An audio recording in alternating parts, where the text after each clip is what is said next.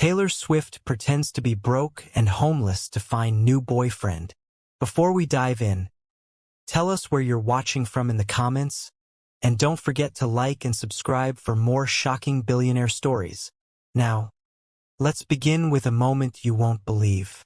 Please don't walk away. I'm not asking for money, just your name, the girl whispered, her voice trembling as she stood in the alley. Soaked, dirt smudged on her face. A tattered hoodie pulled low over her forehead. The guy turned and scoffed, adjusting his designer shades. You smell like a dumpster. And you're asking for my name? Try asking for a shower first. He flicked a dismissive glance at her before walking off toward his Tesla. She watched him go, lips tight, heart racing. He had no idea he'd just insulted Taylor Swift. The world knew Taylor Swift as the queen of heartbreak songs and billion-dollar tours. But few knew the truth. Behind all the glitz, the global icon had spent months in silence, retreating from the world after a brutal breakup and media firestorm. But Taylor wasn't broken. She was plotting something insane. She was tired of fame, tired of fake smiles and guys who only wanted her for her name. She wanted someone real, someone who'd love her for who she truly was. So one night, without telling her manager, her bodyguards, or even her mom, Taylor chopped her hair into a messy bob, rubbed ash and dirt into her cheeks, dressed in second-hand clothes, and stepped into the streets of downtown Los Angeles. Alone, unknown, unguarded. She would live like a homeless girl. She would approach strangers and ask for nothing but kindness. And if someone could look past her smell, her clothes, and her silence, maybe he was the one. She had a week. By day 2, she had blisters on her feet and had been cursed out by 3 people. One guy even threw his drink at her, but she kept going. That night, she sat near the back entrance of a cafe, watching people laugh and hold hands. Then she saw him, tall, awkward smile, buttoned down, half wrinkled, hair too long on one side. He looked like he hadn't had a date in years. She stood up slowly, wiped her face, and limped toward him. Hey, I don't want anything. I just like your vibe. The guy blinked at her, confused. You talking to me? She nodded. What's your name? He looked around, nervous. Why? She shrugged. Just trying to talk to a human today. He tilted his head. You're weird. But okay. It's Noah. Noah. Taylor didn't smile. Not yet. She wanted to see how far this would go. They talked for 6 minutes before a security guard came and pushed her away. Go beg somewhere else, lady. Noah didn't defend her, just watched her go. By day 4, she was starting to regret this. Her legs ached, her stomach growled, and she'd lost count of how many people had looked at her like trash. Then came the rooftop. It was a small event, 6 influencers, a few minor celebs, and one big personality. Jason Mott, a rising tech billionaire who had just launched a new dating show concept on social media, Love Hunt.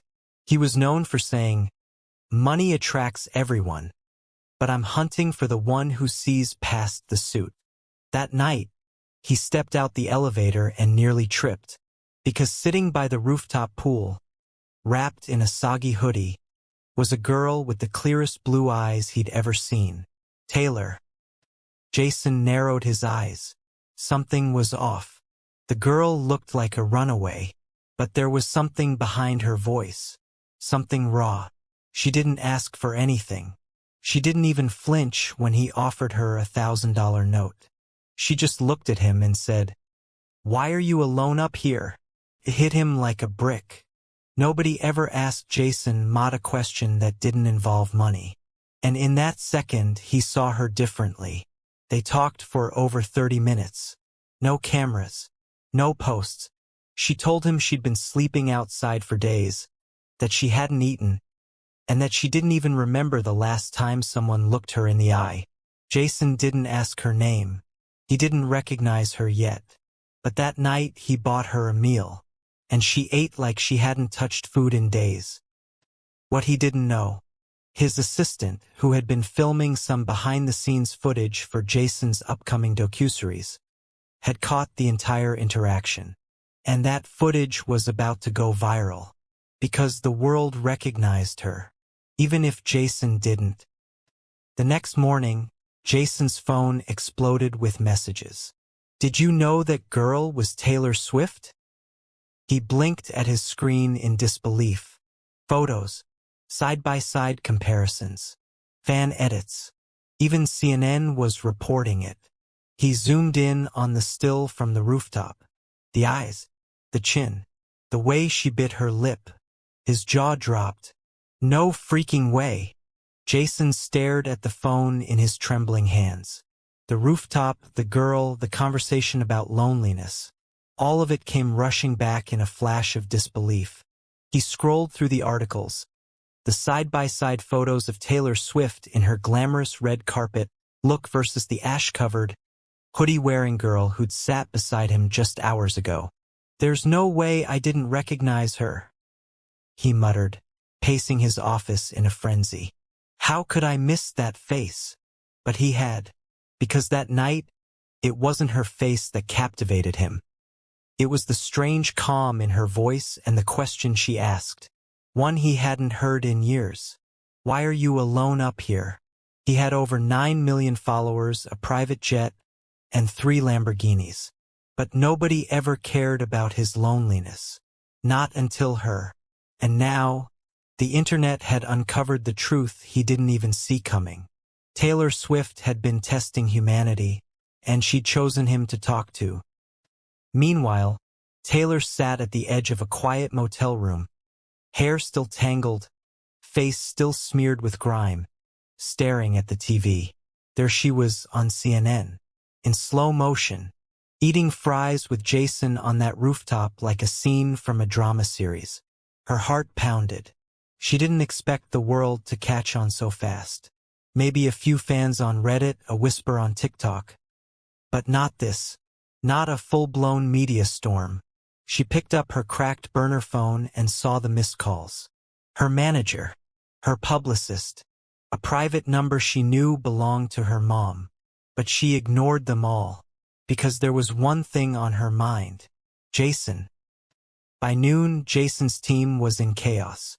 Paparazzi were camped outside the building. His inbox was flooded with requests for interviews. Gossip blogs were already spinning headlines like, "Billionaire's rooftop date with homeless girl was actually global pop icon. Taylor Swift's secret social experiment exposed. Is Jason Mott the next lover in her album?" Jason was exhausted, overwhelmed, but also curious. He couldn't stop thinking about her laugh, soft, restrained, like someone who hadn't laughed in a long time. He made up his mind. "Find her," he told his assistant. "I don't care what it takes." Taylor didn't make it easy. She moved from place to place, avoiding crowds, covering her face. But Jason had more than money, he had determination. He tracked the motel through a tip-off and sent a handwritten note instead of a message. It read, "You asked why I was alone. Now I want to ask, why me? Can we talk?" Again, without the world watching. No branding, no offers, no pressure, just honesty. She folded the note, closed her eyes, and let out a breath. The answer was simple. He didn't flinch. When everyone else looked at her in disgust, turned their backs, or yelled for her to move, he didn't. He sat, he listened, and he treated her like a person. Not a pop star, not a billionaire, just a woman. They met again at the same rooftop. This time, she came as herself. Clean, radiant, no makeup, wearing a simple black tee and jeans. Jason was already waiting, his hands in his pockets, nervous as hell. When he saw her, his breath hitched. She smiled shyly. "Hi." He blinked. "So, it's really you." Yeah. A long pause. Then she added, "And it was really you too." Jason chuckled nervously. "I don't even know what to say. Should I apologize? Should I thank you? Should I call TMZ and scream that Taylor Swift came back for me?" She laughed, for real this time. "You should just sit down." They did. What followed was a 2-hour conversation that changed them both.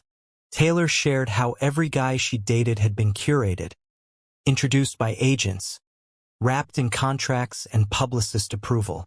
"I've been sold like a product for over a decade," she admitted. "And I'm not blaming anyone. That's part of the business. But I needed to feel human again." Jason nodded. "I've had people pretend to love me just to get access to my tech patents. One girl asked if I could help get her brother a job on our second date." They sat in silence for a moment, the city lights twinkling below them. Then Jason asked the question he'd been holding back.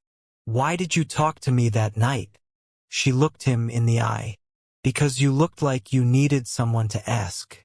You looked lonely." Over the next few days, Taylor disappeared from the media again. But this time, she wasn't in a motel. She was with Jason.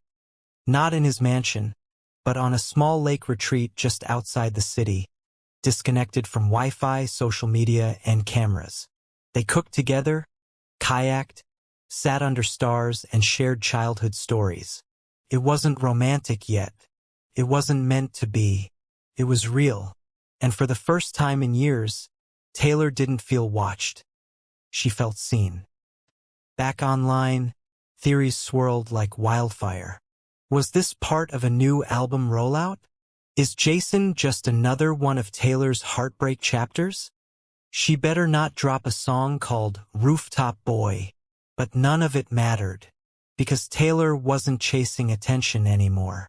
She was chasing peace, and maybe something more. A month later, Taylor made her first public statement, not through press, but through a quiet, personal blog post. She wrote, "I've met the world in stadiums and met heartbreak in silence. But I've never felt more human than when I had nothing, and someone chose to listen anyway. If you ever want to find truth, strip yourself of your name. You'll know who's real by the way they treat your silence." She ended it with, "Thank you, Rooftop Boy." Jason read the blog from his phone, sitting beside her on the grass outside their favorite retreat spot. He didn't say a word. He just reached out and held her hand. She squeezed back. For once, there were no reporters, no screaming fans, no breaking news. Just two people who found each other in the quiet. And sometimes, that's all love really is. The stars blinked gently overhead, mirrored by the calm waters of the lake. The retreat had no clocks, no phones, just time, pure, uninterrupted time. Taylor and Jason sat on a weathered dock, bare feet dangling over the edge. A candle flickered between them in a mason jar. The world outside had become a whisper, no longer screaming for their attention. He leaned in. "I read your blog." She smiled without turning. "Did you like it?" "I liked it," he said, "but I didn't need it." "Why?" He reached into his pocket, pulled out a folded piece of paper, old, smudged, the edges curling. It was the note she left him when she disappeared the first time. "I read this more," he said, "because this is where I met you. Not Taylor Swift. Just you." She turned to him now, her eyes soft. "I've never felt like anyone saw that part of me. I didn't just see it," he whispered. "I needed it." Midnight passed quietly. The world celebrated the date change with fireworks far in the city. But out here, it was just water, wind, and the weight of vulnerability. Jason stood. "Come with me." They walked barefoot across the cold grass until they reached the tiny cabin. Inside, he opened a drawer and pulled out 2 items, a black journal with a leather tie, and a rusty tin box with a lock. He placed the journal in her hands. I started writing in this 5 years ago, he said. But I never finished a single entry. Until you. Taylor flipped through the pages. Blank, except for one entry dated the morning after their first rooftop meeting. I don't know who she was, but she didn't run. She didn't ask for a photo. She didn't even ask my name. She just sat with me in silence, and the silence didn't feel heavy. For the first time in years, I felt light. Taylor clutched the journal close. Her throat tightened. Jason. He held up the rusty box now. This is something I buried a long time ago. He opened it. Inside were a photo of Jason as a kid, dirt on his face holding a broken toy, a letter to his younger self, and a bracelet made of cheap string clearly handmade. Taylor picked it up. My mom made it, he said. We had nothing. She told me to wear it and remember I was still worth something. And now, Taylor whispered. Jason took her hand, gently tied the bracelet to her wrist. Now I'm giving it to someone who reminded me of that. They walked outside again, back to the dock. Taylor, still wearing the bracelet, sat cross-legged facing him. I want to make a vow, she said. Jason blinked. A vow? Yes. Not a wedding thing, she laughed. Not yet, anyway. He grinned. A life vow, she continued. Like something we both promise to do if everything else collapses. Jason nodded slowly. All right, I'm listening. Taylor looked up at the stars. If one of us ever loses ourselves again, she said, in fame, money, fear, or anything else, the other has to come find us. Even if we're hiding? Especially if we're hiding. Jason thought about it, about the weight of her words. Then he said, Deal. But I want to add one. She raised an eyebrow. If we ever forget who we are without the cameras, we spend one night here. Just us. No headlines. No makeup. No money. She nodded, tears stinging the corners of her eyes. That's a deal. They wrote their vows down, folded them, placed them in the rusty tin box, and sealed it shut again. Jason buried it beneath the dock, marking the spot with a smooth, white stone. That night, they fell asleep outside on the dock, her head on his shoulder, both of them wrapped in a blanket of stars and stillness. And for the first time in a long time, neither of them dreamed of anything else because what they had was already the dream.